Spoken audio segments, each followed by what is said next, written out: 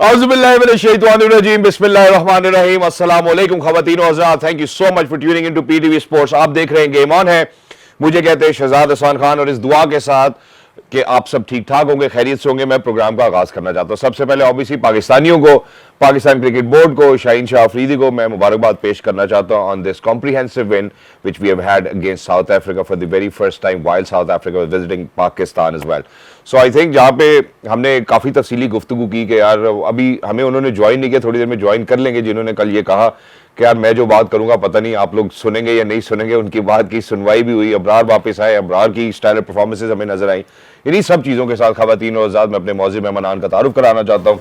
सबसे पहले the only ICC Hall of Famer from Pakistan, ladies and gentlemen, she happens to be Madam Sana Mir. Hello, Madam. Assalamu alaikum. How are you? वालेकुम अस्सलाम, अल्लाह का शुक्र, ठीक Thank you so much for joining us. Wonderful to have you over here. Not just that, ladies and gentlemen, ये chief selector भी रहे हैं, head coach भी रहे हैं, ये फॉर्मर टेस्ट क्रिकेटर भी रहे हैं. He happens to be Mr. Mohammad Waseem. Assalamu alaikum, Waseem bhai. How are you? अस्सलाम, very good, very good. Thank you so much for joining us. Wonderful to have you over here. आपकी तरफ से जो pizza खाया उसके बाद और बेहतर फील होना शुरू हो गया।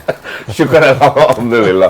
So, Waseem bhai, let's get started. You know, clinical win against South Africa, alhamdulillah, for the very first time defeating South Africa in Pakistan. हालांकि इनके खिलाफ हमारा रिकॉर्ड बहुत खराब भी नहीं है, बहुत अच्छा भी नहीं है. But how do you see Pakistan emerging? Your one-day international team gelling in, Abrar coming back in, you know, making sure that we restrict them at a very lower total of 143 and then eventually emerging victorious. हाँ बिल्कुल ऐसे जैसा come back किया हमने bowling के अंदर, क्योंकि पहले 20 ओवर में देखते हैं तो लग रहा था कि वो डिसेंट टोटल एक बना लेंगे।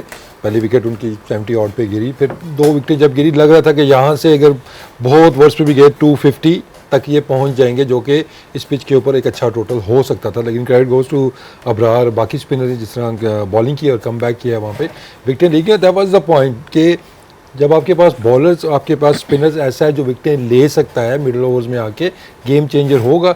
सिर्फ आपने वही किया, छोटी सी ट्वीक की आपने, और एकदम से दोनों टीमों का जो डिफरेंस है वो ज़्यादा आपको नज़र आना शुरू हो गया। तो आई थिंक जो कॉम्बिनेशन था वो इस मैच के अंदर परफेक्ट था, कंडीशंस को देखते हुए, और फिर लड़कों ने डिलीवर भी किया। और एक अच्छी चीज़ जो नज़र आई है कि कम्प्रिहेंसिवली हमने वहाँ से जाने नहीं दिया चीज़ों को। विकेटें गिरती हैं उसके बाद दोबारा कोई पार्टनरशिप लगे, वो आज हमने होने ज़रा डिटेल जायजा लेते हैं। मैडम सना से भी पूछना चाहूँगा, how do you feel exactly, you know, for Shaheen Shah Afridi is first series win in Pakistan against South Africa?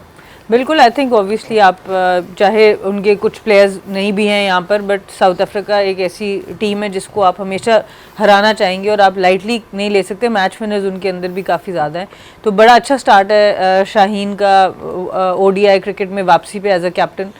बहुत उतार चढ़ाव इन्होंने भी देखे हैं, और अच्छी चीज़ है पाकिस्तान के लिए, बिकॉज हम चाहते हैं कि स्टेबिलिटी हो आपकी। जब आप किसी को लीडर बनाएं, किसी को कोच बनाएं, आप उनको स्टेबिलिटी दें, थोड़ा टाइम दें। तो पाकिस्तान में अनफॉर्चुनेटली क्योंकि हम रिजल्ट ओरिएंटेड बहुत ज़्यादा हैं, सो उस लिहाज से भी बहुत अच्छा है कि आप एक अच्छा रिजल्ट आ गया, so captain become stronger, coach become stronger, उनको थोड़े से उनकी मर्जी की चीज़ें शायद मिलनी शुरू हो जाती हैं उसके बाद। तो उस लिहाज से it's a positive sign. Improvement की गुंजाइश अभी भी बहुत है, बट जब हम डीपली जाएंगे तो उसके ऊपर जरूर exactly, so which is why, you know, I'm going to remind all my viewers as to what actually happened in Faisalabad Iqbal Stadium. ठीक है, गुड लक पाकिस्तान। जैसे अभी वसीम भाई ने कहा कि, यू नो, शुरू में ऐसा लगा कि शायद साउथ अफ्रीका एक बड़ा टोटल पोस्ट करतेगा, बट इवेंचुअली, यू नो, वो जो मिडिल ओवर्स में हमने विकेट्स लेने की कल भी बात की थी, बाजी भाई ने भी उसके ऊपर तस्करा किया। It was Decock has been the player of the series anyways. I mean, वो रिटायरमेंट लेते हैं, वापस आते हैं, he's been in such fabulous form. Other than that, Abrar 4 of 27, stellar figures over here, and then Shahin Shah Afridi. On the other hand, ladies and gentlemen, it was certainly Pakistan batters coming up to the occasion. Unfortunately for Fakhar Zaman, couldn't really do very well in this series, where it was Saim leading from the front and then Rizwan from down the order coming back and making sure that, you know, that they're going to pitch in. But today wasn't really a good day for South Africa bowlers. Berger and Fortuin with 1 wicket each, and Pakistan winning by 7 wickets. Unfortunate for Babar Azam as well. तीसरा run, मतलब 143 run आप बना रहे हैं यार, आपको तीसरा run भागने की जरूरत क्या है? मुझे तो ये बात नहीं समझ में आई। वो खैर आते हैं उसके ऊपर, पहले जरा की परफॉर्मेंस के ऊपर बात करते हैं। अबरार अहमद, कल बहुत ज्यादा बात हुई, मैडम सना बाजू भाई ने कहा कि आप लोग मेरी सुनते तो यानी उनकी सुनवाई हुई, अबरार को वापस लेकर आया गया, इन एंड आउट होते हैं अबरार। हमारी डिसीजन मेकिंग किस तरह की है?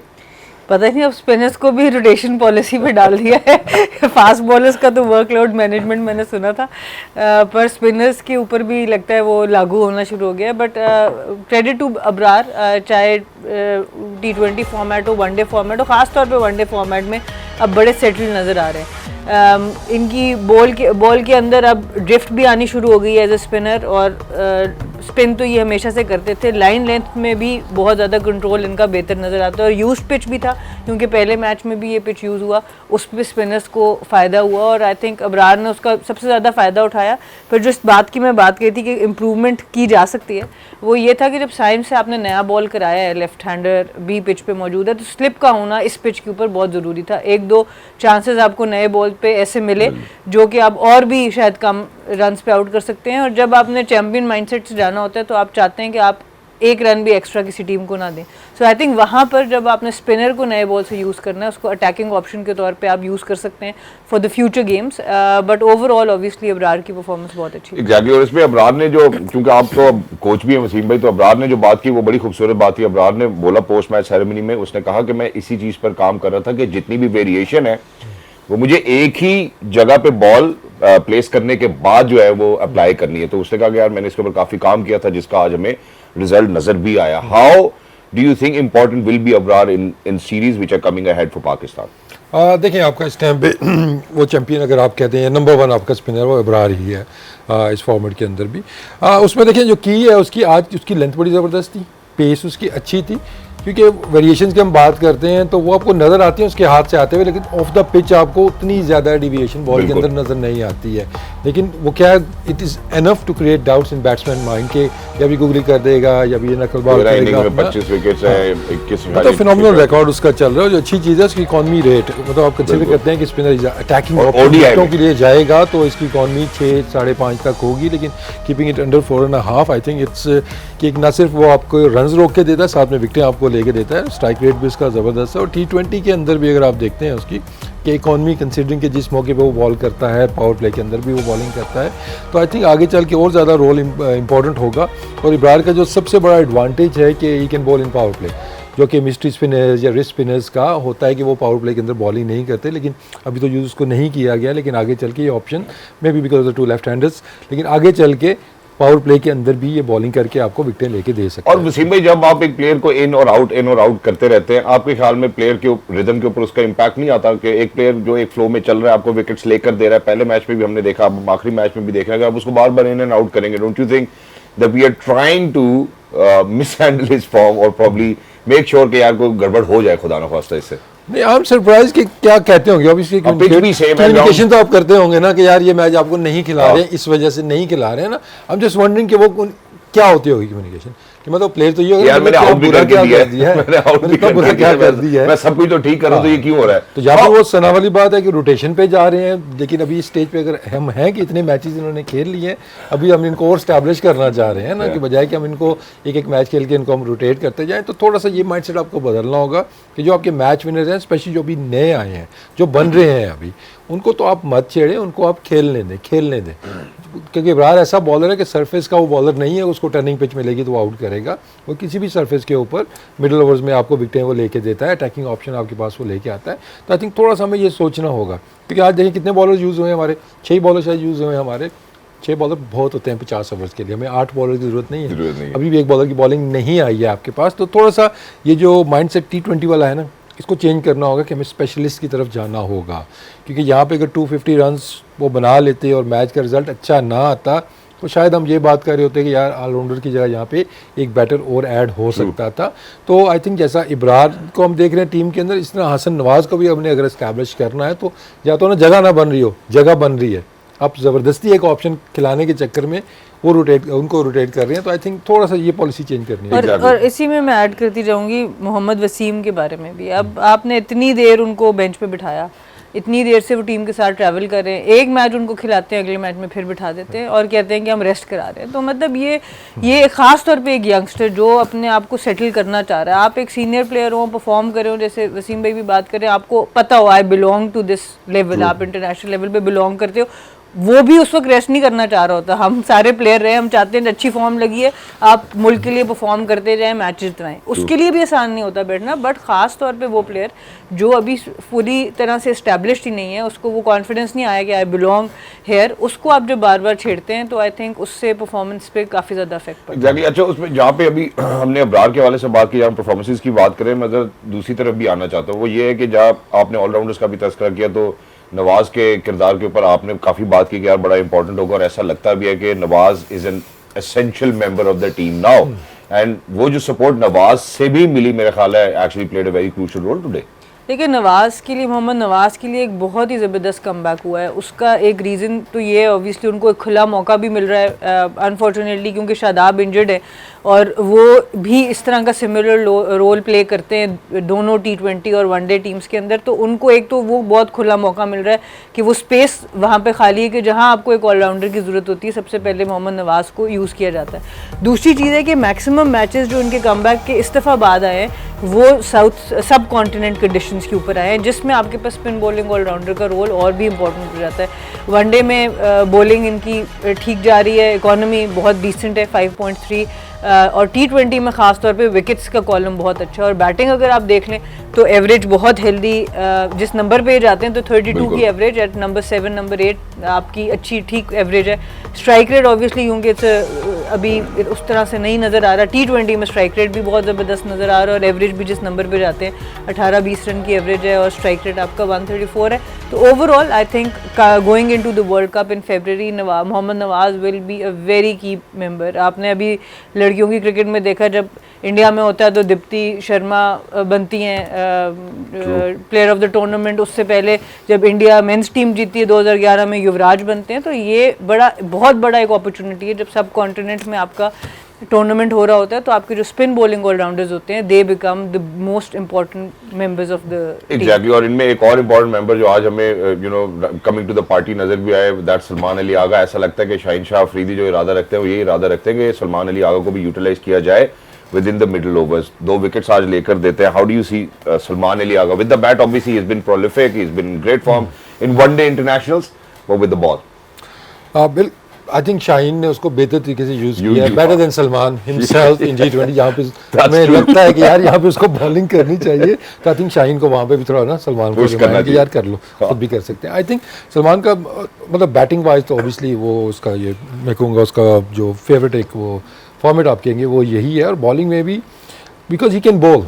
मतलब मुझे भी सम टाइम ये होता था ना कि ऑब्वियसली जब ये पिक हुआ था उस टाइम इसको एडिड जो एडवांटेज था वो बॉलिंग का था कि ये डिसेंट ऑफ स्पिन बॉलिंग कर लेता है, और by the passage of time इसने बड़ा इंप्रूव भी किया है बॉलिंग के अंदर, अच्छा कंट्रोल है इसका। बस एट टाइम जो लैक ऑफ नज़र आता है ना इसमें कॉन्फिडेंस, और स्पेशली जब आप कैप्टन बनते हैं तो अपने आप को थोड़ा आप अंडरमाइन करना शुरू कर देते हैं कि यार नहीं मैं दूसरों से करा लूं। एक आधा ओवर कराया आपको 10 पड़ जाए एक ओवर में, फिर उसके बाद आप नहीं कराते ना ओवर। वो मेरे ख्याल है जो यूटिलिटी शाहीन ने जो जहां यूटिलाइज किया वो ज्यादा, लेकिन आज जो सरफेस थी ऑब्वियसली उसका भी इसमें रोल उसमें है। लेकिन अभी हम नवाज का भी जो हम देख रहे थे ना, तो अभी वो पूरे चार्ट के अंदर मेरा फोकस ऊपर कमबैक के ऊपर था, तो हम स्टिल वंडरिंग कि कमबैक क्यों, मतलब ये उस टाइम ड्रॉप क्यों हुआ था।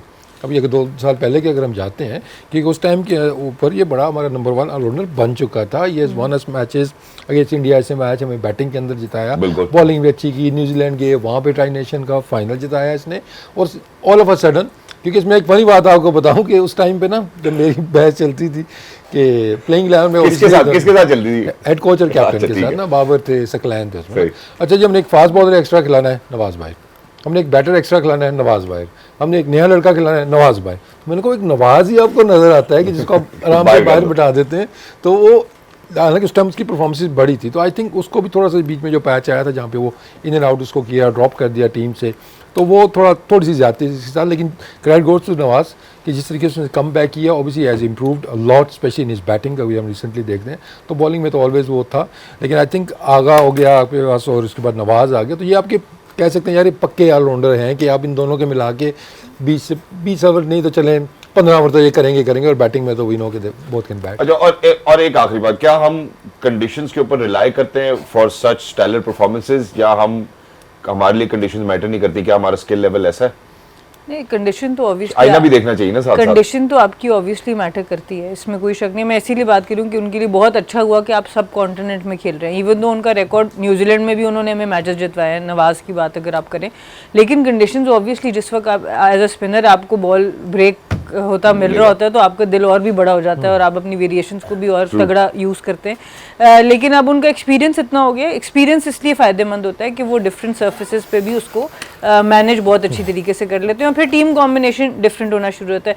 जब आप सब कॉन्टिनेंट में ज़्यादा खेल रहे होते हैं तो ज़्यादा ऑप्शन होती है कि आप एक ऑलराउंडर भी खिला लेंगे और आप एक स्पेशलिस्ट स्पिनर भी खिला लेंगे। आप बाहर चले जाते हैं तो उस तरह फिर आपको कुर्बानी देनी पड़ जाती है किसी न किसी या स्पेशलिस्ट की या ये, तो उस लिहाज से बहुत अच्छा हो गया मोहम्मद नवाज़ के लिए और पाकिस्तान के लिए भी, बिकॉज आप चाहेंगे कि आपका कम से कम एक set allrounder, spin bowling allrounder तो 11 में हो। जो अच्छी टीम्स हैं उनके पास 2-2 ऑलराउंडर्स ऐसे होंगे जो स्पिन बॉलिंग ऑलराउंडर्स जो प्रॉपर बैटिंग भी कर सकते हैं और बॉलिंग भी। तो आप देखेंगे शायद आपकी फिटनेस का क्या सिचुएशन होगी, फाइनल 11 क्या बनेगी, पर नवाज का फॉर्म में होना ये पाकिस्तान की टीम के लिए और उनके अपने लिए बहुत ही एक अच्छी बात है। Exactly, and on the other hand likewise for Saim Ayub as well. मैं जरा एक छोटी सी ब्रेक की तरफ बढ़ना चाहता हूं, जो ब्रेक के बाद वापस आएंगे, will speak about Saim Ayub and the prolific form that he is in. He's been phenomenal in the one-day internationals, even in the T20 internationals. He really did make sure that he's going to come up or rise to the occasion, probably do what is well asked from the Pakistan cricket team or from Pakistanis who actually love cricket. Ladies and gentlemen, quite a lot on the other side. Please don't go anywhere. We will be right back. Game on air.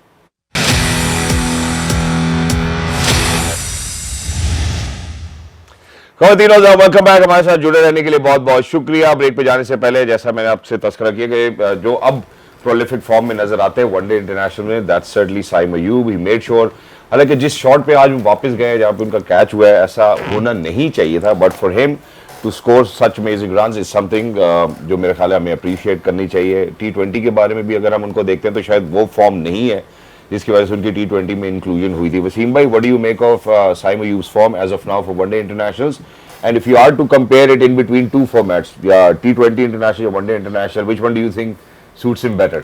देखिए, एक तो one of the biggest positives of this series is well कि जिस consistency से वो runs कर रहा है इसके अंदर। ऑब्वियसली वो स्पेशलिस्ट आया था T20 का, T20 से फिर वो गया टेस्ट मैचेस के अंदर, टेस्ट मैचेस से फिर वो ODI के अंदर वो आ गया है। लेकिन आई थिंक जिस तरह से वो बैटिंग कर रहा है, तो आई थिंक जो बेस्ट सूट कर रहा है उसको फॉर्मेट वो वन डे ही है, क्योंकि T20 के अंदर अब उसने तीनों चीज़ें ट्राई करके देख ली हैं कि मतलब पहली बॉल से अटैक करके भी देख लिया है, अपने टाइम लेने के चक्कर में ज़्यादा बॉलें भी खेली हैं, उसको वो सक्सेस नहीं मिली है। लेकिन यहाँ पे प्रेशर उतना बिल्ड नहीं होता है डॉट बॉल्स का, तो ऑब्वियसली जब आप इस तरह का टारगेट चेस कर रहे होते हैं तो ऑब्वियसली थोड़ी सी लाइफ आपकी ईजी हो जाती है। लेकिन इसमें आपको एक डिफरेंट साइम अयूब अगर आप देखते हैं, इसकी बॉडी लैंग्वेज देख लें, इसकी फीट मूवमेंट देख लें, एवरीथिंग लुक्स परफेक्ट जो साइम अयूब हम जानते हैं इसको। बिल्कुल। तो सर T20 में आता है, समटाइम लगता है कि ओवर हिटिंग कर रहा है, अपने शॉट से हट के कुछ चीज़ें ट्राई कर रहा है, तो स्ट्रेंथ से हट रहा है। तो आई थिंक ये अच्छा एक साइन है कि आपका पास ओपनर एक ऐसा है ODIs के अंदर कि जो कंसिस्टेंटली से वो रन्स कर रहा है। क्योंकि इससे पहले इमाम को हम देखते थे कि वो तकरीबन हर मैच के अंदर रन्स करता था, लेकिन साइम की अच्छी चीज़ ये है कि इसका स्ट्राइक रेट भी बेहतर है और क्रूशल मौक़ों पे ये रन्स कर रहा है। तो आई थिंक अगर T20 में भी इसको थोड़ी सी फॉर्म वापस और आती है इसकी, तो अच्छा होगा पाकिस्तान के लिए। एग्जैक्टली, एंड सर्टनली अगर हम नंबर्स की भी बात करें तो 15 इनिंग्स में 712 रन है, 50 की एवरेज है, स्ट्राइक रेट 100 का है, which is quite healthy for one day international. 3 century हैं, 3 निफ्ट सेंचुरी, T20 में 5 निफ्ट सेंचुरी हैं, not that bad for T20 as well. 28 innings में 652 रन है। मैं ज़रा मैडम सना की तरफ भी बढ़ना चाहता हूँ। मैडम सना, ये जो हम साइम के हवाले से बात करें, अनफॉर्चुनेटली विद इन T20 अगर हम बात करें तो इस किस्म की कंसिस्टेंसी नहीं नजर आई जिससे साइम की अभी हमें फैसलाबाद में नजर आती है। टॉप ऑर्डर में अनफॉर्चुनेटली हमें इशू तो है। अगर हम सेकंड वनडे इंटरनेशनल की बात करते हैं, we lost wickets quite early.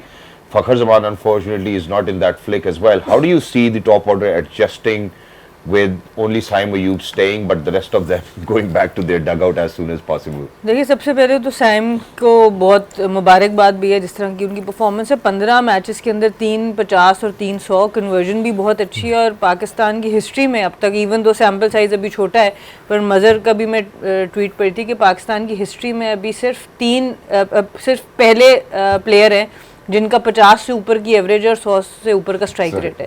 So this is a very big statement, because आप एक मॉडर्न डे क्रिकेट जब कहते हैं कि हम खेलना चाहते हैं तो इस स्ट्राइक रेट और एवरेज को मेंटेन करना इतना आसान नहीं है विद द न्यू बॉल, आप जब ओडीआई क्रिकेट में खेल रहे होते हैं। तो ये बहुत ही एक हेल्दी साइन है और फ्यूचर है पाकिस्तान का, यंग है, फिट हैं, गेम को समझते हैं, तो ये बहुत ही एक पॉजिटिव चीज़ है पाकिस्तान के लिए। फ़खर ज़मान की I think form is a big concern now. He is a player जिनकी क्लास के ऊपर, जिनकी जब वो खेलना शुरू करते हैं उसके ऊपर किसी को भी कोई डाउट नहीं है, बट जो उनकी फॉर्म नीचे जा रही है और जो कॉन्फिडेंस उनका नीचे जा रहा है उसके ऊपर मैं कंसर्न ज़रूर हूँ कि आप वही बात है, वंस अगेन उनकी भी नंबर भी बहुत बदला, अंदर बाहर भी हुए, जब भी एक दो मैच में परफॉर्म नहीं किया सबसे पहले फ़खर बाहर होते हैं, उसके बाद आप फिर लोगों को ट्राई करते हैं। तो हमने ये बहुत से लोगों के साथ कर दिया, बाबर भी उसी तरह रिटर्न कर रहे हैं, रिजवान भी उसी तरह टीम में वापस आ रहे हैं। तो जब आप अच्छा कर रहे हैं वनडे क्रिकेट के अंदर तो इतनी चेंजेस की ज़रूरत क्या थी? अब आपको थोड़ा सा सेटल होने में टाइम लगेगा, तो इन्हीं के साथ आप स्टिक करें। These are your best players one day format के लिए।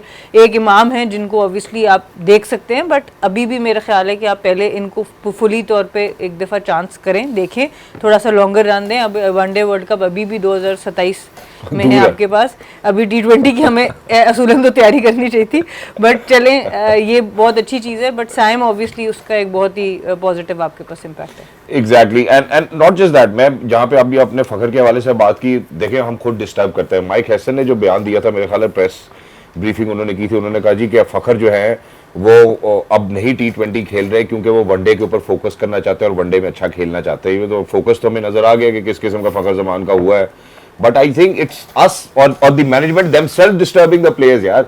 उसको पहले आप T20 से ड्रॉप करते हो और ये कह के ड्रॉप करते हो कि जी आपको हम वनडे में मौका देंगे और आप वो वनडे के ऊपर फोकस करना चाहते हैं, इसलिए वो खुद पीछे हट गए। कहाँ पाकिस्तान में खिलाड़ी खुद कहता है जी मैं T20 नहीं खेलूंगा? वसीम भाई वो देखें, ये तो थोड़ी सी वो अंडर 19 टाइप की वो होती है, इस तरह की डेवलपमेंट आप कर रहे होते हैं कि इसका फोकस इधर कराना है। क्योंकि देखिए हमारे पास बहुत कम ऐसे प्लेयर्स हैं जो बिग ओकेजन्स के प्लेयर हैं, बड़े मैच के प्लेयर हैं, और शायद फ़खर अकेला ही होगा मैं कहूँगा बस। कि अगर आप इसकी, अक्सर में इससे बात होती है, मैं कहता हूँ यार तू सारे मैच में वर्ल्ड कप की तरह खेला कर।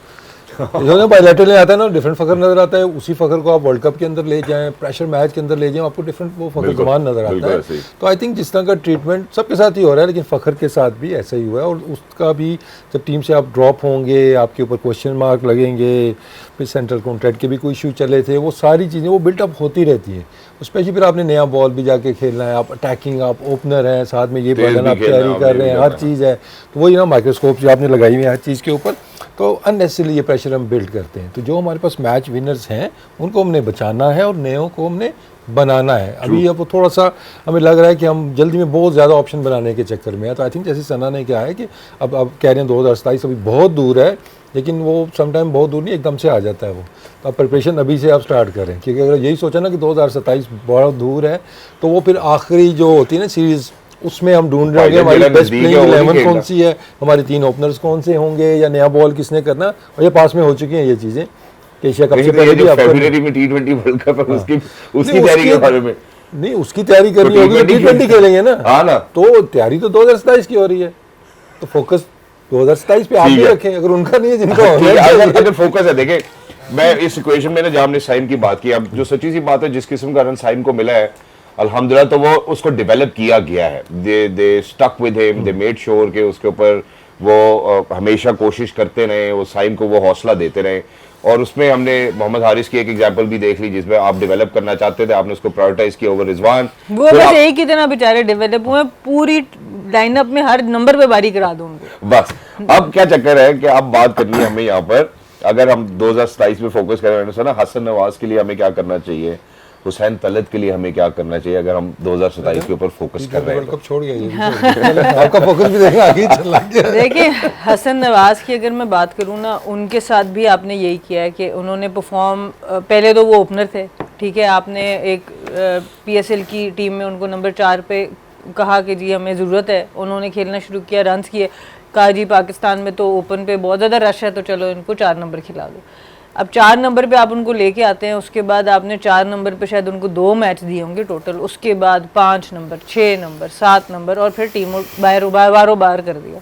सो आप इस तरह नहीं कर सकते। और उनका जो मेन जो परफॉर्मेंस थी वो थी T20 फॉर्मेट के अंदर, उसके बाद आप उनको वनडे फॉर्मेट में ले आते हैं और फिर उसी मिडिल ऑर्डर में ले आते हैं जो एक्चुअल उनका कंफर्ट जोन नहीं है, उनका कंफर्ट जोन टॉप ऑर्डर है। तो अगर आपने किसी डिफरेंट फॉर्मेट में लाना भी था, पहले आप उनको उस फॉर्मेट के मैचेस करने दें, रन्स बनाने दें, अंडर प्रेशर सिचुएशन खेलने दें और फिर खिलाएं भी तो उनके नंबर पे खिलाएं। तो ये चीज़ें हमने जब डेवलप करना है, अब साइम को अगर आप यही ओपन से हटा के 4 और 5 नंबर पे इतने मैच दे देते तो साइम भी शायद उस तरह से परफॉर्म ना कर सकते। तो आपको जब डेवलप करना होता है प्लेयर को तो ये सारी चीज़ें देखनी चाहिए और ये भी देखना चाहिए कि क्या हम उनको अभी ऐसा मौका है कि हम ऑन द गो 3 से 4 मैच इकट्ठे दे दें। अगर आप नहीं दे सकते एक नए प्लेयर को और आपके पास इतनी क्रिकेट है, अब एक ज़माना था जब क्रिकेट नहीं होती थी आपके पास, फिर आपको ऐसे डिसीजंस लेने पड़ते थे, पर अब आपके पास क्रिकेट है तो आप मत, उनसे बेहतर है कि एक मैच बिना खिलाएं, फिर उनको जब खिलाएं तो 3-4 मैच इकट्ठे खिलाएं। तो आई थिंक उनका भी ये इशू चल रहा है और मेंटली भी वो काफ़ी, मुझे लगता है कि अभी उतने स्ट्रॉन्ग नहीं है जिस तरह के कुछ और वनडे इंटरनेशनल मेरे ख्याल जिस तरह का स्किल आपसे डिमांड करता है शायद वो स्किल सेट के ऊपर नहीं होंगे। मैं अपनी राय नहीं दे रहा हूँ, मैं तो पूछना चाहता हूँ क्योंकि हम शायद मिडिल ओवर्स में मिडिल ऑर्डर के अंदर एक ऐसा बैटर डेवलप करना चाह रहे हैं जो तेज खेलता हो, बजाय तो यही नजर आता है। देखिए, एक तो अगर हम चले 2027 पे ही फोकस ले जाते हैं कहाँ पे होना है वर्ल्ड कप? South Africa. अब वहाँ पे पिचेस ये नहीं मिल रही हमें, वहाँ पे हाई स्कोरिंग मैचेस होने हैं, बाउंड्री साइजेस कुछ ग्राउंड के वहाँ छोटे हैं आपके, तो वहाँ पे अगर आप टीम का आप कम्बिनेशन देखते हैं, फ़खर आप कह सकते हैं कि अटैकिंग ऑप्शन आपके पास है, साइम आपका अटैकिंग ऑप्शन है, उसके बाद आपकी लाइन लगी हुई है जो स्ट्राइक रोटेट करते हैं, रोटेटर्स, चाहे वो बाबर आजम है, चाहे वो रिजवान है, चाहे वो सलमान अली आ गए, और they doing fine in the middle overs. मसला आपको आ रहा है डाउन दी ऑर्डर जहाँ पे आपको फिनिशर चाहिए। अभी आप फिनिशर एज अ फिनिशर जो खिला रहे हैं, आप हुसैन तलत को खिला रहे हैं जो कि पावर हिटर नहीं है, बिल्कुल नहीं है, ठीक है ना, उसका आप बाउंड्री परसेंटेज निकाल रहे हैं, उसके छक्के मारने की आप एबिलिटी निकाल रहे हैं, तो वो वहाँ पे पूरा उस तरीके से नहीं उतरता, वो इसी रोल में आएगा जहाँ पे ये बाकी खेल रहे हैं। तो you need a finisher there जो कि हिट सिक्सेस, जो कि 150 के स्ट्राइक रेट से 200 के स्ट्राइक रेट से आखिरी 10 ओवर को एक्सपेक्ट करेंगे वो हमारे लिए फिनिशर बनेगा, होना चाहिए। लेकिन हम उस तरफ हमारा फोकस नहीं है ना कि हम उसको बनाना चाह रहे हैं, हम क्या रोल वो सोच रहे हैं, या हम सिर्फ शॉर्ट टर्म ये देख रहे हैं कि या फिर हसन बॉलिंग शुरू कर दे छोटी सी साइड में मीडियम पेस, या ऑफ स्पिन ऐसे पैडी से ऑफ स्पिन शुरू कर दे, वो टीम के अंदर आ जाएगा जी। नोवा ऑप्शन हमारे पास बॉलिंग का आ गया है, जैसे बाबर को विकेट कीपिंग का कहा गया था बॉलिंग भी कर रहा है वो वैसे। तो आई थिंक कि डाउन दी ऑर्डर हमें वो बैटर एक चाहिए होगा, क्योंकि फिनिशर आपके पास यहाँ पे नवाज आपके पास ऑलरेडी मौजूद है, लेकिन एक प्रॉपर एक हिटर आपके पास होगा 6-7वें नंबर के ऊपर। तो आई थिंक कि वो आपको 2027 के वर्ल्ड कप के अंदर वो आपके काम आएगा, चाहे वो हसन है चाहे वो कोई और है आपके नजर में। एग्जैक्टली, जब हमने प्लेयर्स की डेवलपमेंट के हवाले से बात की, मेरे ख्याल है our experts have actually made absolute sense on that. जो एक चीज़ अब खुशी की बात है, ये आज हम खुश हैं, खुशी में शो कर रहे हैं, पाकिस्तान टीम जीती है, वो ये कि पाकिस्तान जो है जब से ever since cricket return home या पाकिस्तान में हमने मैचेस खेलना शुरू किए, 8 वनडे इंटरनेशनल सीरीज हुई है जिनमें से 7 जो है वो पाकिस्तान जीतने में कामयाब हुआ है। मेरा जो सवाल है वो ये नहीं है, वो ये है कि अगर हम 7 सीरीज जीते हैं होम पर तो हमने कप्तान क्यों चेंज किया? बहुत कुछ चेंज किया उसमें क्यों किया फिर? हमने यही समझ है कि हमने कप्तान क्यों चेंज किया? बहुत ज्यादा चेंजेस, प्लेयर्स की भी, आगे पीछे लोगों की भी, हर किसी की भी चेंजेस हुई है। मुझे समझ नहीं, but you know this stat itself वो इसीलिए किया ताकि हम प्रोग्राम पे कोई बातें तो कर सके ना। लेकिन उसमें देखें, अब उसमें फैक्टर्स देखें ना क्यों चेंज होती हैं, फिर वही बात आ जाती है ना कि जब रिजीम चेंज होती है या सेटअप नया आता है तो वो अननेसेसरली ये चेंजेस आती हैं रिगार्डलेस के रिजल्ट्स कैसे। रिजीम भी चेंज नहीं हुआ, सेटअप भी चेंज नहीं हुआ, कप्तान हुआ है, 2-3 बीच में बंदे आए हैं गए हैं, नहीं मतलब से ऊपर से रिजीम चेंज होती है तो अनफॉर्चुनेटली वो टिकल डाउन करती है, कैप्टन चेंज हो जाता है, आपके कोचेस चेंज हो जाते हैं, तो वो जो फैक्टर है ना, क्योंकि रिजल्ट्स को आप देखते हैं तो आप कहेंगे यार फाइन है इसमें, तो ऑब्वियसली आपके जो इवेंट्स आए हैं उसके अंदर आपकी परफॉर्मेंस नहीं थी, लेकिन उससे पहले अगर आप देखते हैं तो इवेंट्स में भी एटलीस्ट आप बेहतर कर रहे थे। लेकिन ये देखते हुए तो अभी आप जितनी बातें कर रहे हैं हम सारे बॉक्सेस टिक करते हैं, आप सिर्फ रिजल्ट्स को देखते हैं। लेकिन आप इसमें ये भी देखें, 2 आपकी सीरीज जिम्बाब्वे से, हाँ जी, साउथ अफ्रीका, न्यूजीलैंड में भी 1-2 सीरीज जो थी उसमें फुल टीम नहीं आई थी, ऑस्ट्रेलिया में भी फुल टीम नहीं आई थी। तो आपको ये, हम बहुत अरसा देखें उन स्टैट्स में फंसे रहे कि हमारे पास फलाना प्लेयर नंबर 1 पे है, फलाना प्लेयर नंबर 2 पे है, तो हमें खाली इन स्टैट्स पे भी नहीं रहना पड़ेगा, हमें क्वालिटी ऑफ अपोजिशन को भी देखना पड़ेगा कि क्या हम लोग अपनी फुल स्ट्रेंथ टीम से जा रहे थे और वो फुल स्ट्रेंथ टीम थी कि नहीं। तो उस कॉन्टेक्स्ट में जब आप देखेंगे तो हम अनफॉर्चुनेटली जो टूर्नामेंट्स में हैं उसमें जाके हमें प्रॉब्लम आ रही है उस क्रिकेट के अंदर। तो ये भी आपको जो पर्सपेक्टिव में रखना पड़ेगा जब आप इन स्टैट्स को देख रहे हैं। एग्जैक्टली और जहां हम इस पर्सपेक्टिव की बात करें, थोड़ा इसको और आगे लेकर चलूं तो since 2019 world cup Pakistan has lost only 4 out of 16 ODI series since 2019। तो फिर ये स्टैट्स तो ये कहते हैं कि पाकिस्तान की टीम तो बहुत अच्छी है, तो सही खेल रही है। देखें उसमें जो पॉइंट भी मसला ये आता है ना वो भी इम्पोर्टेंट है। अब वो उसको कैसे वो टेक्निकली आप हल कर सकते हैं कि आप मेक श्योर करें कि यहाँ पे प्रॉपर टीम खेल रहे हैं मैचेस, क्योंकि मतलब एज अ प्लेयर या एज अ कैप्टन तो वो आप नहीं कर सकते ना। इवन समटाइम कोचेस भी कहते हैं अब आ गया जो आपके सामने आ गया, उसका देखने में स्टैट्स हमारे बेहतर नज़र आ रहे हैं, लेकिन इसका फ़ायदा बाकी टीमों को हुआ कि उनके जो इमर्जिंग प्लेयर्स या डेवलपमेंट वाले प्लेयर्स आ रहे हैं हमारे खिलाफ खेल के डेवलप हो हाँ वो हमसे हार के लेकिन वो प्लेयर डेवलप हो गए हैं। तो ये सोच थोड़ी सी हमें भी मतलब इस पे यह भी कह सकते हैं हमारी भी ए टीम तो भी नहीं खेल रही ना, क्योंकि हर मैच में हम चेंज कर रहे हैं प्लेयर्स। दैट मीन्स के हम भी एक्सपेरिमेंट वो कर रहे हैं, हम भी वो मतलब वो कर सकते हैं इसमें ना, हर मैच में आपको चेंजेस नज़र आ रही हैं। तो ये आई थिंक ये आपको इस पर सोचना होगा कि आपकी ए टीम जो है फर्स्ट टीम है वो सेटल एक होनी चाहिए आपकी। आप हर मैच में इसके अंदर चेंजेस ना करें, करनी है आपने, अभी आ रही है सीरीज आगे तो उसमें साउथ करें अफ्रीका आप। में मेनस्टे प्लेयर्स तो नहीं है इस टीम में, नहीं थे लेकिन जो बात देखिए लेकिन उनको प्लेयर मिल गया ना कुछ ओवर क्रिटिकल नहीं होना चाह रही, बट अगर आप जब ए टीम किसी और टीम की इस साउथ अफ्रीकन टीम जो अभी आई है ना, फिर उसको आप बहुत डोमिनेट करके तीनों मैच हराएं and then you can say next time send a stronger team. तो अभी हम लोग मैचेस को क्लोज भी ले जाते हैं। जो दूसरा वनडे था बहुत क्लोज हो गया था, आखिरी ओवर तक बात चली गई थी, एक मैच एक वो जीते।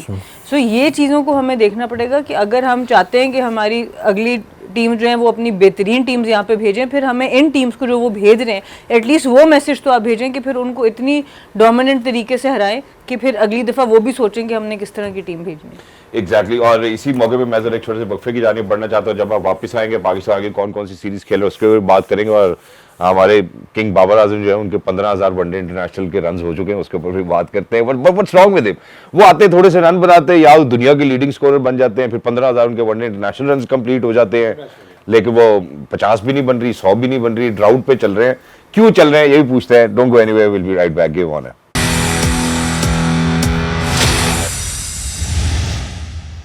ख़वातीन और साहब वेलकम बैक, हमारे साथ जुड़े रहने के लिए बहुत बहुत शुक्रिया। और अभी हमें जो है हमारे ओन इन हाउस एक्सपर्ट ने भी ज्वाइन किया है, जो मुझे बार बार ये ताना देते हैं कि यार तुम मेरे से हर दफ़ा सवाल पूछते हो, मैं तुम्हें हल बताता हूँ लेकिन सुनता कोई नहीं है। तो कल मैंने उनसे कहा था कि आपकी बात सुनी जाएगी, आप बात ज़रूर करें। उन्होंने बात की अबरार के बारे में, अबरार की बात सुनी गई, अबरार को वापस टीम में लाया गया और वो 4 विकेट्स लेने में कामयाब भी हो गए। ख़वातीन और साहब, the most saint voice the former test cricketer himself mister Bajid Khan. अस्सलाम वालेकुम बाजिद भाई, हाउ आर यू? वालेकुम सलाम, अल्लाह का शुक्र, फर्स्ट क्लास। बहुत आप लाहौर गए हैं, फंस ही गए हैं लाहौर में, कब आ रहे हैं वापस? आपने ये कहा है कि मेरी बात अब सुनी जाएगी, तो मैं हर बात अब आपको बताऊंगा, फिर आपने वो डिलीवर करनी है। कोशिश तो हमारी पूरी होगी। आपको पता है कि गेम ऑन है वो है, वो सिर्फ नाम नहीं है, वो गेम वाकई ऑन है। या तो यहाँ से लोग पीसीबी चले जाते हैं या पीसीबी से आ जाते हैं। आपको पता है गेम ऑन है पे तो यही कल्चर है। पीसीबी से कोई गरज नहीं है, हम तो एक ही काम करते हैं, जो आता है वही करते हैं। हमारे पास तो हुनर नहीं है कि हम 5-6 काम इकट्ठे करें। खैर बाजी में हमने काफी कॉन्वर्सेशन किया है, you know, convincing victory for Pakistan, series जीते साउथ अफ्रीका के खिलाफ, वनडे इंटरनेशनल, T20 इंटरनेशनल्स भी जीते। जो भी आप however you would want to kind of wrap it up, please go ahead, फिर उसके बाद आगे बढ़ते। देखिए, अब एक चीज इस्टेब्लिश इस मैच से आपको एक चीज इस्टेब्लिश होगी है कि आपका जो प्रीमियर स्पिनर है वो अबरार ही है। वो किसी सूरत टीम से बाहर नहीं होता। एक्सपेरिमेंट भी अगर आप करते हैं तो उसको बाहर नहीं आप करें, उसको लॉन्ग रन में आपने खिलाना ही है। तो आप जब बिल्डअप कर रहे हैं टूवर्ड्स, ज़ाहिर है बिल्डअप तो नेक्स्ट वर्ल्ड कप के लिए होता है, तो वो आपका ऑटोमेटिक चॉइस होना चाहिए। ये नहीं होना चाहिए कि एक मैच खिलाया और फिर बाहर कर दिया। दूसरा, आज के मैच में तो एक कंसर्निंग बात ये थी कि मोहम्मद वसीम को आपने खिलाया मैच और मैच हारे तो उसको बाहर कर दिया, तो ये ज्यादती है उसके साथ। उसको आप साथ लेके चलते हैं, उसने बॉलिंग बुरी नहीं की, उसकी सिलेक्शन आपने जो टीम कॉम्बिनेशन बनाई थी वो गलत थी, लेकिन उसमें मोहम्मद वसीम का कसूर नहीं है। तो उसका भी आप थोड़ा ख्याल करें, ऐसे प्लेयर्स को उस तरह ख़राब ना करें। बाकी अगर आप ओवरऑल बात करें तो साइम अयूब मैंने तो हमेशा ही बताया है कि वनडे क्रिकेट में वो एस्टैब्लिश्ड प्लेयर है, वनडे क्रिकेट में ही उसने अभी तक अपना जोहर सही सही मानों में मनवाया है। बाकी फॉर्मेट्स अभी उसने मास्टर नहीं किए। हम फॉर्मेट्स एकदम फौरन मिक्स कर जाते हैं। जब साइम अयूब T20 में रन्स नहीं करता तो हम सारे शुरू हो जाते हैं कि यार ये रन्स नहीं कर रहा। आप ये याद रखें कि साइम अयूब ने अभी तक जितनी परफॉर्मेंसेस, सबसे अच्छी परफॉर्मेंसेस अपनी वनडे क्रिकेट में ही दी है। तो वनडे क्रिकेट में आपका वो प्रीमियर बैटर है। आप फॉर्मेट्स प्लीज, ये बार बार मैं बहुत इस पे बात करता हूँ कि फॉर्मेट्स हम बहुत जल्दी मिक्स करते हैं। फॉर्मेट्स प्लीज मिक्स ना किया करें। तो साइम अयूब आपका वनडे का बहुत मतलब प्लेयर है। वो एक ऐसा प्लेयर है जो तीनों फॉर्मेट भी मास्टर कर सकता है, लेकिन इस वक्त उसने वनडे क्रिकेट मेरे ख्याल थोड़ी सी मास्टर की है। उसके अलावा आई थिंक शाहीन की कप्तानी इन तीन वनडेज में बुरी नहीं थी, अच्छी थी। तो आप ये एक्सपेक्ट कर सकते हैं कि उसको एक सीरीज और भी मिलेगी, वो तो जरूर मिलेगी, लेकिन उससे ज्यादा भी उसको सीरीज मिलनी चाहिए, क्योंकि अब आपने उस पर अगर नाम स्टिक किया है कि यार ये हमारा कप्तान है, तो थोड़ा सा उसको लॉन्ग टर्म वो भी दे। प्लस एक जो अब इंटरेस्टिंग चीज ये होगी कि चले आपने फैसलाबाद में ये जो मैचेस कराए, थोड़ी सी डिफरेंट सी पिचेस थी। मतलब बजाय सब जिस कप्तान ने कोशिश की कि हम बैटिंग करके पहले रन्स कर लें, वो फेल होता रहा है।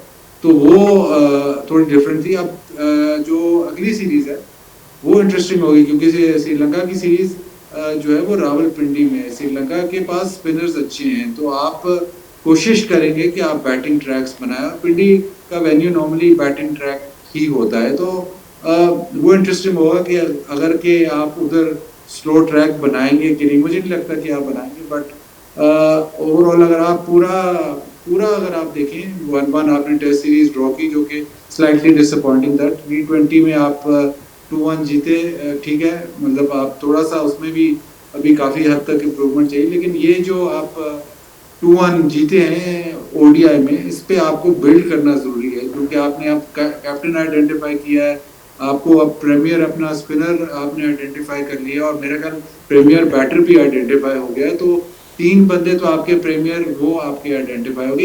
एक बात मैं ज़रूर करूँगा कि इसमें रिजवान को बहुत क्रेडिट जाता है। रिजवान को आपने कप्तानी से हटाया है, लेकिन उसकी परफॉर्मेंस या उसकी बैटिंग या उसकी कीपिंग पे कोई इफेक्ट नहीं आया, जो कि बहुत बड़ी बात है। और जिस तरह उसको हटाया गया कि टेस्ट मैच के दौरान अनाउंस हुआ कि जी रिजवान कैप्टन नहीं रहे, तो वो किसी भी तरीके से उसकी ओवरऑल परफॉर्मेंस पे या कल्चर में वो इफेक्ट ना हुआ। तो रिजवान को बड़ा क्रेडिट जाता है कि उसने टीम यूनिटी या उस किस्म का जो एटीट्यूड रखा है, उससे टीम को बड़ा फायदा हुआ है। आई थिंक उसको हम क्रेडिट नहीं दे रहे, लेकिन मेरे हिसाब से रिजवान को इस सीरीज में रिजवान को भी क्रेडिट देना चाहिए, क्योंकि अगर वो थोड़ा सा भी डिसहार्टमेंट फील करता है या थोड़ा सा भी वो शो करता है, तो शायद टीम पे काफी इफेक्ट होता है। एग्जैक्टली बाजिम भाई, thank you so much, that's well taken. आपने बड़े वाजे तौर पे बता दिया कि आपको एक प्रीमियर बैटर भी नजर आ गया, आपको एक अपना स्पिनर भी मिल गया। मैम, हमने ब्रेक से पहले जो बात की वो लोअर मिडिल ऑर्डर की जहाँ पे एक फिनिशर की हमें जरूरत है। हम हसन नवाज के ऊपर शायद आई कर रहे हैं या हुसैन तलत के ऊपर आई कर रहे हैं, उसके बारे में आपकी क्या राय है? देखिए हुसैन तलत तो प्लेयर अच्छा लगता है, बट नंबर 6 का उसका रोल नहीं है। वो भी जब वनडे खेलता है तो वो 4 नंबर पे सबसे ज्यादा रन्स करता है, तो उसका नंबर 6 फिनिशर वाला जो आप थोड़ा इम्पेटस वाला बैटर, वो मुझे नहीं लगता कि वो रोल उसको सूट करता है। शायद जहाँ पे ट्रिकी पिचेस हैं, जहाँ पे 220 240 50 करना है, तो वहां पे वो आके थोड़ी इनिंग बिल्ड करके फिर फिनिश कर सकता है। बट अगर बात 300 350 पे है, तो फिर आपको नंबर 6 पे स्पेशली उस किस्म का बैटर आई डोंट थिंक कि वो फिट करता है रोल। तो अभी वो मसला आपका हल नहीं हुआ, नंबर 6 वाला मसला आपका हल नहीं हुआ।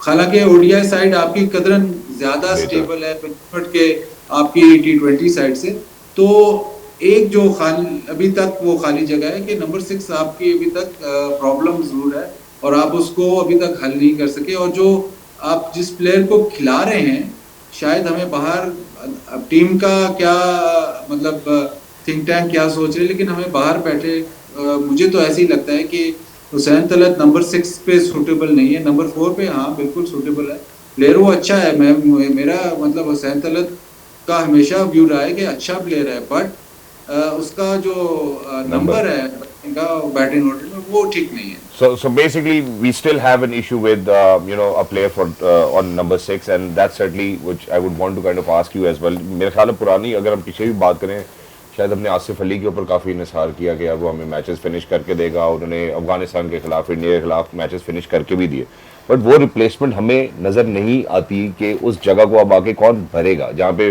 फिनिश करने की बात आती है। जहाँ अभी तो ये हम बात करें 260 और 270 रन वाले मैचेस की, वनडे जो दुनिया खेल रही है वो 350 और 300 रन वाली वनडे खेल रही है। So I think that will be very challenging for Pakistan to perform over there. ये आपका एक कंसर्न रहेगा कि इन कंडीशंस के अंदर इस कॉम्बिनेशन के साथ तो आपको कामयाबी मिलेगी, लेकिन आया जब अच्छी पिचेस पे खेलेंगे जहाँ पे बाउंड्री का रेशो ज़्यादा होगा, कि आपके पास ऐसे बॉलर्स हैं जो बाउंड्रीज या विकटें ले सकें, क्योंकि विकटों से ही बाउंड्रीज रुकती हैं। और साथ बैटिंग के अंदर जो मेन कंसर्न रहेगा कि हम 350 रन कैसे करेंगे, उसमें तो अगर इस चीज़ को मैं देखता हूँ तो उसमें फिर एक वो हो जाता है कि नेसेसिटी आ जाती है जी कि साइम को 150 के स्ट्राइक रेट के साथ 100 करना पड़ेगा, फ़खर को हाई स्ट्राइक रेट के साथ बड़ा एक 100 करना पड़ेगा, और बाकी आके उनमें उसको एक एंकर इनिंग्स खेल देगा। तो आई थिंक यहाँ पे जैसे बाजिद ने भी बात की है कि हुसैन अच्छी फॉर्म में है, रन्स करके आया डोमेस्टिक के अंदर, लेकिन उस नंबर के ऊपर क्योंकि उसने वो डोमेस्टिक में भी नहीं किया हुआ है वो चीज़ जो आप इंटरनेशनल में करवाना चाह रहे हैं, ये कुन भी आप गुड बैकअप या आप रिप्लेसमेंट कह लें कि अगर किसी को इंजरी आती है, सलमान को आती है या टॉप 6 में से किसी को आती है, तो उनको वो रिप्लेस कर सकता है वहाँ पे एज अ बैकअप प्लेयर वो आपका रह सकता है। लेकिन आप केंजी ज़बरदस्ती वो 6ठे नंबर पे आके वो फिनिशर बन जाएगा, तो वो प्लेयर के साथ भी जाती है, वो टीम के साथ भी वो जाती होगी। क्योंकि लेट्स से कि अगर मैच फंसा हुआ है, 5 ओवर रहते हैं और आपको यहाँ पे 60 रन चाहिए, 70 रन चाहिए, आपको बाउंड्रीज चाहिए, आपके पास फ़हीम भी है, आपके पास नवाज भी है, आपके पास हुसैन तलत भी बैठा है, आप किसको भेजेंगे? आप कभी हुसैन तलत को नहीं भेजेंगे, आप नवाज को प्रमोट कर देंगे या भी शाहीन शाह अफरीदी को प्रमोट कर देंगे। ठीक है, तो ये पास में ये मिस्टेक्स कर चुके हैं, तो आई थिंक कि हमें उसके लिए राइट बंदा सेलेक्ट करना होगा। हसन नवाज कुड भी एन ऑप्शन अगर उनके जेन में है जी कि हमने इसको फिनिशर बनाना है, बात वही है, बाहर बैठे बैठे उसने नहीं बनना है, उसको खिलाना होगा, और वो जो उसका जो रेशो होगा कामयाबी का वो कम होगा। ये आप हमेशा याद रखिएगा कि वो जब हाई रिस्क क्रिकेट खेलेगा तो फिनिशर का काम यही होता है कि 5 में से वो 2-3 मैचेस भी आपको अच्छे फिनिश करके देता है, इनिंग्स अच्छी फिनिश करके देता है, तो उसका सक्सेस रेट वहाँ से जज करें। उसकी फिर एवरेज आप ना देखें जी कि वो उसकी 50 की एवरेज भी हो, उसका 200 का स्ट्राइक रेट भी हो, तो एवरेज डेफिनेटली वो नीचे आएगी, उसकी इम्पैक्ट परफॉर्मेंसेस वो काउंट होंगी। तो हमें इस नज़रिए से देखना होगा, हमें कंसिस्टेंसी ये नहीं देखनी उसकी एवरेज कितनी है, स्ट्राइक रेट और इम्पैक्ट उसका कितना आ रहा है। मेरा ख्याल है इंशाल्लाह गालिबन 2027 तक हम ये फिगर आउट करने में कामयाब जरूर हो जाएंगे, वो वेरी क्विकली, क्योंकि मेरे पास टाइम बहुत कम रह गया। मैं किंग बाबर आजम के हवाले से बात करना चाहता हूँ। वो पाकिस्तानी 5वें बैटर बन गए जिन्होंने 15,000 से ज़्यादा इंटरनेशनल रन्स बनाए हैं अल्हम्दुलिल्लाह। So congratulations to Babar Azam as well. बेशक वो शायद सेंचुरी का ड्राउट तो हम उनका देख ही रहे हैं, but look at that, 370 innings के अंदर 15,004 run at an average of 45.6, 31 centuries है सर, और 104 निस्फ सेंचुरियां, टोटल रन जो है वो 15,000 से ज्यादा। जी मैडम सना। आउटस्टैंडिंग है जी। मैं तो इसीलिए ये बात करती हूँ कि जहाँ टेक्निकल एस्पेक्ट की बात है, जहाँ परफॉर्मेंस की बात है, इनके ऊपर इनको हम ज़्यादा कुछ नहीं बता सकते। सिर्फ बात यही हो रही थी कि फॉर्मेट्स इतने डिफरेंट हो गए। बाकी बहुत से नाम जो इसमें हैं वो 2 फॉर्मेट खेलते थे, टेस्ट क्रिकेट और ओडीआई। उस वक्त ये T20 फॉर्मेट था भी नहीं, जो बहुत से नाम ऊपर लिखे हैं। तो 3 डिफरेंट फॉर्मेट्स खेलते रहना और उसमें इस तरह की परफॉर्मेंस देना, ये बहुत बड़ी बात है। क्योंकि आप पूरी दुनिया में देख लें कि बहुत से जो टॉप बैटर्स हैं वो अब जो 2 फॉर्मेट पे चले गए थे, और बाबर आजम ने तीनों फॉर्मेट को काफ़ी देर तक उसके साथ काफ़ी इंसाफ किया है। अभी पहली दफ़ा है कि ऐसा पैच आया है जिस पे थोड़ा सा उनके ऊपर प्रेशर आया, तो आई थिंक उनका भी एक टेस्ट है जिस पे से वो निकलेंगे। बट आई होप कि हम भी बहुत ज़्यादा ओवर प्रेशराइज ना करें media as and also the think tank जो आपके सेलेक्टर्स हैं, कि आप थोड़ा सा प्रेशर ऑफ रखें। He is a quality player, class player, और होपफुली वो इसमें से बाहर निकलेंगे। Exactly, thank you so much for saying that as well. चूंकि बाजिद भाई और वसीम भाई और मैडम सना यहाँ मौजूद हैं, तो जो पाकिस्तान की अगली सीरीज है अगेंस्ट श्रीलंका, उसके स्केड्यूल के ऊपर मैं ज़रा रोशनी डालना चाहता हूँ, क्योंकि बिल्कुल ही यहाँ से आपका प्लान चेंज होगा। अब हमने हालांकि पेसर्स खिलाने की कोशिश की है, पिंडी में ये सारे मैचेस होंगे, उसके बाद हम अब बाजिद भाई का कहना ये है कि हमें शायद बैटिंग पिच की तरफ जाना पड़ेगा, क्योंकि श्रीलंकन स्पिनर्स भी जो है वो पाकिस्तानी बैटर्स को काफ़ी दिक्कत दे सकते हैं, और हमने देखा है रिसेंटली कि पाकिस्तानी बैटर्स को स्पिन के खिलाफ दिक्कत होती भी है। तो वसीम भाई, व्हाट्स योर टेक? हमारा क्या प्लान होना चाहिए with this series which is coming ahead for Pakistan against Sri Lanka visiting Pakistan? हाँ, बेहतर पिचेस डेफिनेटली। और आई थिंक कि मुश्किल होगा पिंडी में इस मौसम के अंदर इस तरह की पिचेस बनाना। बड़े बड़े पंखे लगा के शायद बन जाए, लेकिन वैसे मुश्किल होगा। तो पंखे I think आ गए अच्छी लेकिन लगे बैटिंग- नहीं है। हाँ, अच्छी बैटिंग पिचेस होंगी तो आपके स्पिनर्स, आई थिंक जो इब्रार की क्वालिटी है वो किसी पिच के ऊपर भी, सब कॉन्टिनेंट की पिच के ऊपर you can be very handy. लेकिन अब आप पेस के ऊपर थोड़ा सा इन्हिसार कर सकते हैं, जेन्युइन पेस के ऊपर। ठीक है। तो फिर बात वो आ जाती है कि जैसे मोहम्मद वसीम का था कि अगर वो मैचेस ये दोनों खेला हुआ होता तो वो एक डिफरेंट कॉन्फिडेंस के साथ इस सीरीज में जाता। हालांकि I thought he bowled really well in the previous match, उसने अच्छी बॉलिंग उसने वो की हुई थी। तो आई थिंक थोड़ा सा पेस पे हमें ज़्यादा इंतजार करना होगा। लेकिन अब इसका ये मतलब बिल्कुल नहीं कि हम 5 बिल्कुल पेसर्स के ला दें, हम एक्सट्रीम पे चले जाते हैं ना ऐसे। तो अपने स्पिन को अगर वो अच्छा खेल लेते हैं तो किस स्पिन को अच्छा खेलते हैं, किस पिच के ऊपर, किन कंडीशंस के अंदर ना, वो चीज़ें मैटर करती हैं। तो आई थिंक इन चीज़ों से हमें अबरार को, इवन नवाज़ को अब निकालना होगा। भाई ये हमारे, ये तो खेलते ही खेलते हैं, बाकी जो पेसर्स हैं हमने उसके ऊपर में जो इशू पेस के अंदर हमें आएगा, नए बॉल का हमारे पास जो सेकंड बॉलर है हमें वो इशू आएगा। बिल्कुल कि आएगा। कौन करेगा। बाजी भाई से पूछे थे, बाजी भाई वसीम भाई का बड़ा पोर्टेंट सवाल है, 1 मिनट आखिरी बचा है। Change of plans against Sri Lanka then for Pakistan? हाँ बिल्कुल, आपको उनकी जो एबिलिटी है सब कॉन्टिनेंट में, वो तो पल्ले बड़े ही स्पिन पे हुए हैं, तो आप इस तरह नहीं उनको स्पिनर्स पे नहीं फंसाएंगे, तो आपको वेरिड अटैक जरूर रखना पड़ेगा। अगेन आप, मुझे तो अभी भी लगता है कि आप एक जेन्युइन बॉलर आप अफोर्ड कर सकते हैं अपने 11 में, क्योंकि आप ऑलराउंडर्स काफ़ी खिलाते हैं। नवाज जिस किस्म की बैटिंग कर रहे हैं, इजीली आप उसको प्रमोट भी कर सकते हैं। नवाज इस वक्त आप जितने आपके टॉप ऑर्डर जितनी अच्छी बैटिंग कर रहा है उतनी अच्छी वो बैटिंग कर रहा है, तो आप उसको नंबर 6 पे भी खिला सकते हैं, कोई ऐसा मसला नहीं है। बट नीचे आपको मेरे हिसाब से अगर आपने एक जेन्युइन बॉलर बीच में खिलाएं, जरूर फास्ट बॉलर हो उसको आप इंडक्ट जरूर करें। सलमान मिर्जा आ सकते हैं? सलमान मिर्जा पता नहीं ओडीआई के स्क्वाड में है कि नहीं, मुझे तो नहीं इस शायद इस स्क्वाड में तो था ही नहीं, वो जी, तो बिल्कुल नहीं। स्क्वाड में होता। तो आप उसमें इंडक्ट आप जरूर कर सकते हैं।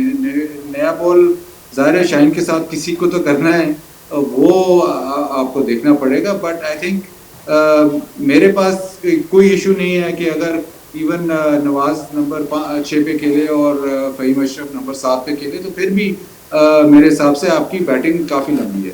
Exactly, thank you so much Bajid भाई। और कॉम्स बॉक्स में नजर आएंगे आप ये 3 वनडे इंटरनेशनल जो श्रीलंका के खिलाफ पाकिस्तान खेल रहा है? ये तो अब आप पीसीबी से पता करवाएं। मैंने कहा फिर हम आपसे टिकटों की रिक्वेस्ट अभी कर देना, ऑन एयर ही कर दे। नहीं, अब तो आपके पास खुद ही टिकटें, आप तो thank you so much Bajid भाई for being with us, lovely to be in conversation with you. और जितने भी हमारे देखने वाले हैं, क्योंकि बहुत ज्यादा लोग फोन करते हैं फॉर टिकट्स, आपको अंदाजा हो जाना चाहिए अभी कि हम ही किसी से मांगने पड़ते हैं अगर जाना हो तो। Thank you so much for being with us, thank you so much Wasim भाई for being with us, and for everybody who is out there, thank you so much for your continuous support. आप लोग वक्त देते हैं, बड़े शौक से देखते हैं, आप लोगों का अमेजिंग फीडबैक मिलता है। I think that's actually something which actually keeps us going. It's the team which makes the dream work. Until next time, look after yourselves. Game on है। अल्लाह हाफिज।